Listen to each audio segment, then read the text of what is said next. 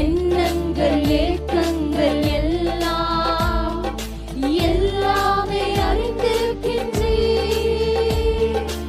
எண்ணங்கள் ஏக்கங்கள், உங்க எண்ணங்கள் ஏக்கங்கள் எல்லாவற்றையும் ஆமென் ராஜா.